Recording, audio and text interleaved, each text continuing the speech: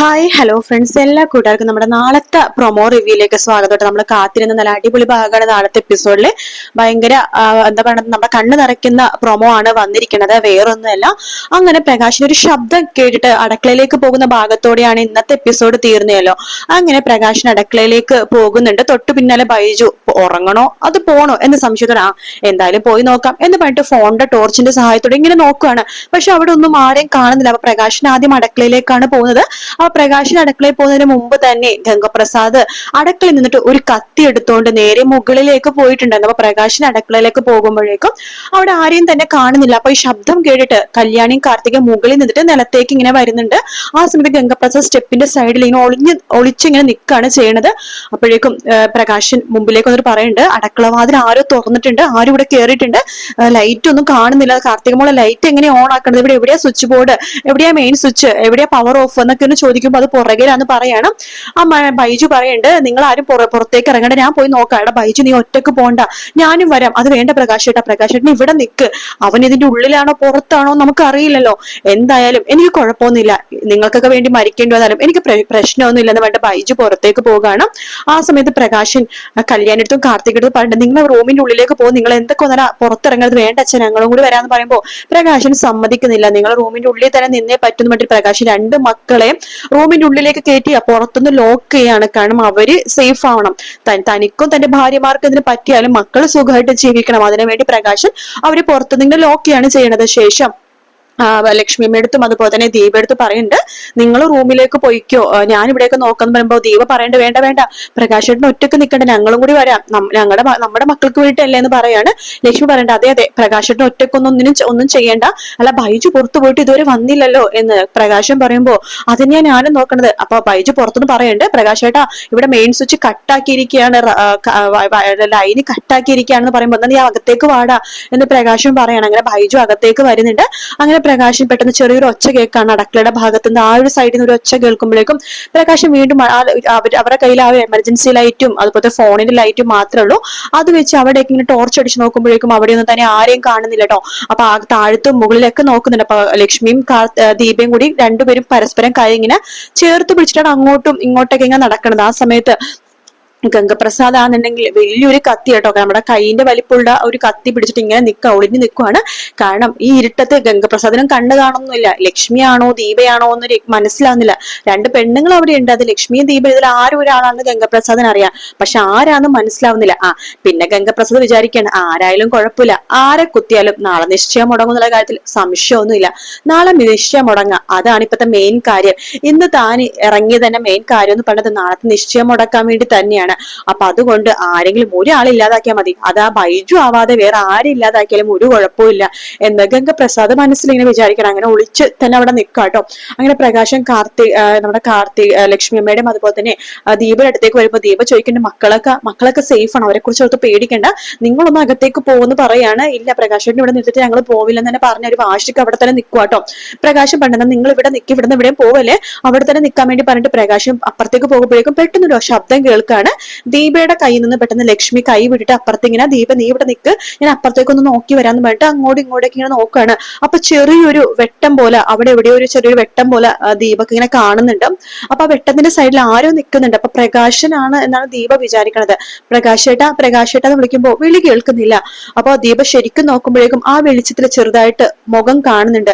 അത് വേറെ ആരുടെ മുഖമല്ല, ഗംഗപ്രസാദിന്റെ മുഖമാണ് ദീപ കാണുന്നത്.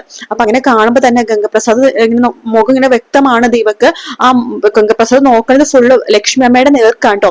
മാത്രല്ല ഗംഗയുടെ കയ്യിൽ ആ ഒരു കത്തിയുണ്ട്. അപ്പൊ ഗംഗപ്രസാദ് അപ്പോഴേക്കും തന്റെ കയ്യിൽ ചെറിയൊരു ഫോണാണ്, പഴയ ഒരു ചെറിയ ഫോണാണ്, ടച്ച് ഒന്നും അല്ല. അപ്പൊ അതിന്റെ ലൈറ്റ് എന്ന് പറഞ്ഞാൽ ചെറിയൊരു ഞാന പോലത്തെ ലൈറ്റ് ആണ്. അപ്പൊ ആ ലൈറ്റിന്റെ ചെറിയൊരു വെളിച്ചത്തില് ഗംഗപ്രസാദ് ഇങ്ങനെ ലൈറ്റ് ഇങ്ങനെ പിടിച്ചിട്ടുണ്ട്, പിന്നെ കത്തി ഇങ്ങനെ പിടിച്ചിട്ടുണ്ട്. അപ്പൊ ദീപയുടെ കയ്യിൽ ഫോൺ ഇങ്ങനെ പൊക്കി പിടിച്ചേക്കാണ്, ടോർച്ചിങ്ങനെ ലൈറ്റ് ഇങ്ങനെ പൊക്കി പിടിച്ചേക്കാണ്.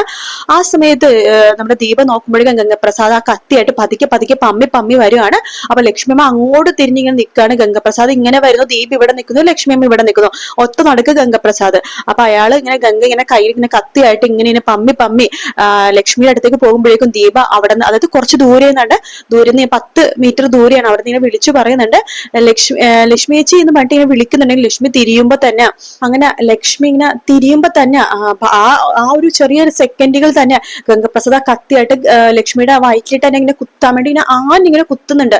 അപ്പൊ ആ സമയത്ത് പെട്ടെന്ന് ഈ ലക്ഷ്മിയെ പിടിച്ച് തള്ളി മാറ്റാണ് ദീപ. തള്ളി മാറ്റുമ്പോഴേക്കും ദീപയുടെ വയറ്റിലിട്ടാണ് കുത്ത് കിട്ടുന്നത്. അത് സാധാരണ ഒരു കുത്തല്ല. ഗംഗപ്രസാദ് ഒന്നും രണ്ടും പ്രാവശ്യം ഇങ്ങനെ അതായത് ലക്ഷ്മി അമ്മ മരിക്കണം എന്ന ഉദ്ദേശത്തോടു കൂടി തന്നെ 2-3 പ്രാവശ്യം ഇങ്ങനെ കുത്തുന്നുണ്ട്. അപ്പൊ ആരാന്ന് ഗംഗപ്രസാദിന് അറിയില്ല, ശരിക്കും കുത്തു കൊണ്ടിട്ടുണ്ടെന്ന് മാത്രം അറിയാം. അപ്പൊ അതുകൊണ്ട് തന്നെ ഗംഗപ്രസാദ് ആ കത്തി അവിടെ നിലത്തിട്ടതിനു ശേഷം പുറത്തേക്ക് ഓടുവാണ്. പെട്ടെന്ന് ദീപ അയ്യോ പ്രകാശേട്ടാന്ന് പറഞ്ഞ് വിളിക്കുകയാണ്. അപ്പൊ തന്നെ ലക്ഷ്മി അമ്മ ഇങ്ങനെ കരയുന്നുണ്ട്. ദീപേ എഴുന്നേക്കടി ഇടി ദീപേ എന്ന് പറഞ്ഞിട്ട് ഭയങ്കര ബഹളം ഉണ്ടാക്കാണ്.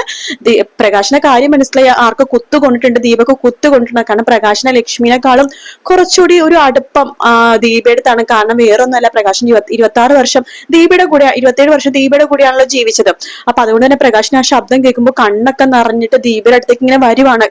ഇരുട്ടായോണ്ട് കാണുന്നില്ല. ഈശ്വര അവൾക്കൊന്നും പറ്റില്ലെന്ന് പേടിച്ച് പ്രകാശിന്റെ ആ ഒരു സീൻ കാണുമ്പോൾ നമുക്ക് മനസ്സിലാക്കാം. പ്രകാശിന്റെ കണ്ണൊക്കെ ഇങ്ങനെ നിറഞ്ഞിങ്ങനെ തൊങ്കി ഇങ്ങനെ വരികയാണ്. പെട്ടെന്ന് അപ്പോഴേക്കും നോക്കുമ്പോഴേക്കും ലക്ഷ്മിയുടെ കയ്യിൽ ജീവന് വേണ്ടി ഇങ്ങനെ പെടഞ്ഞോണ്ടിരിക്കുകയാണ് ദീപ.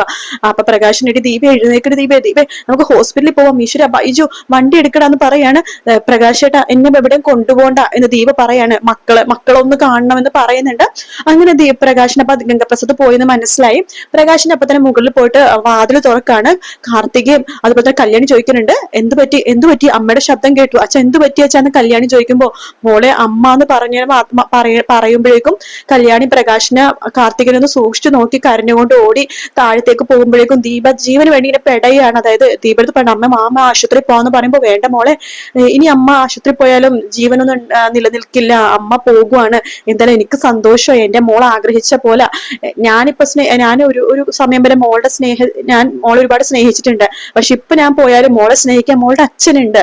അപ്പൊ അതുകൊണ്ട് തന്നെ മോളുടെ അച്ഛന്റെ കയ്യിൽ മോളെ ഏൽപ്പിച്ചിട്ട് അമ്മക്ക് പോകാൻ പറ്റുന്നുണ്ടല്ലോ. അപ്പൊ ഇങ്ങനെ കരഞ്ഞോണ്ടിരിക്കണം. അപ്പൊ പ്രകാശം പറയണ്ടേ ദീപ നീ ഇങ്ങനെ വാശി പിടിക്കല്ലേ, ലക്ഷ്മി അവളെ പൊക്കെന്ന് പറയാണ്. അങ്ങനെ പ്രകാശൻ ഇങ്ങനെ പൊക്കുന്നുണ്ട്. പൊക്കിയെടുത്തിട്ട് ഹോസ്പിറ്റലിൽ കൊണ്ടുപോകുന്നുണ്ടെങ്കിൽ ദീപ എന്ന് പറഞ്ഞ കഥാപാത്രം മരിക്കും തന്നെയാണ് ഞാൻ അറിഞ്ഞ കേട്ടോ. പക്ഷെ അറിയില്ല, ഞാൻ പ്രൊമോ ഒന്നും കണ്ടിട്ടില്ല. പക്ഷെ മരിക്കുമെന്ന് തന്നെ ആ രീതി തന്നെയാണ് വന്നിരിക്കുന്നത്. കാരണം ഒരുപാട് നാളായി പ്രകാശിനെ കുത്തുന്നു, കാർത്തികനെ കുത്തുന്നു, ലക്ഷ്മിയമ്മേനെ കുത്തുന്നു, ചന്ദ്രസേനൻ, കിരൺ എല്ലാവരും കുത്തി ആരും മരിക്കുന്നില്ലല്ലോ. പക്ഷെ ദീപ എന്ന ക്യാരക്ടർ നാളത്തെ ആ ഒരു സംഭവം കാണുമ്പോൾ നമുക്ക് ക്ലിയർ ആയിട്ട് മനസ്സിലാക്കാം ദീപ ശരിക്കും പറഞ്ഞാല് ഒരു മരണത്തിന്റെ വക്കിൽ തന്നെയാണ് നിൽക്കുന്നത്. കല്യാണി പ്രകാശനൊക്കെ ആകെ വിഷമിച്ച് പൊട്ടിക്കരയാണ്. അങ്ങനെ മറ്റന്നാളത്തെ വിവാഹ നിശ്ചയം മുടങ്ങുന്നുണ്ട്. ഗംഗപ്രസാദ് അവിടെ നിന്ന് ഓടി അപ്പൊ തന്നെ രക്ഷപ്പെടുന്നുണ്ട് കേട്ടോ. പക്ഷെ കിരണും ചന്ദ്രസേനൊക്കെ എവിടെ പോയെന്ന് അറിയില്ല. ചന്ദ്രസേന എപ്പോഴും പറയും എന്റെ ഗുണ്ടകളുണ്ട്, എന്റെ ആൾക്കാരുണ്ട്. പക്ഷെ ഒരു അപകടം വന്നാൽ അവസാനം ആരും ഉണ്ടാവില്ല, ചന്ദ്രസേനൻ പ്രത്യേകിച്ച് ഉണ്ടാവില്ല. അപ്പൊ എന്തായാലും നാളത്തെ പ്രൊമോയിൽ ഇത്രയും ഭാഗം മാത്രമേ കാണിച്ചുള്ളൂ. ദീപക് ഇങ്ങനെ കുത്തുകൊണ്ട് മരണവെപ്രാളം കാണിക്കുന്നതും പ്രകാശനും ലക്ഷ്മിയമ്മയും കോരി പിടിച്ചു നിൽക്കുന്നതും ഗംഗപ്രസാദ് ഓടി രക്ഷപ്പെടുന്നതും. അപ്പൊ ആ ഭാഗങ്ങൾ മാത്രമേ കാണിച്ചുള്ളൂ. എന്തായാലും നാളത്തെ എപ്പിസോഡ് കിടു എപ്പിസോഡ് തന്നെയായിരിക്കും. വീഡിയോ ഇഷ്ടപ്പെട്ടാൽ ലൈക്ക് ചെയ്യുക, സബ്സ്ക്രൈബ് ചെയ്യുക, കമന്റ് ചെയ്യുക. മറ്റൊരു വീഡിയോ വീണ്ടും കാണാം. Take care, bye bye.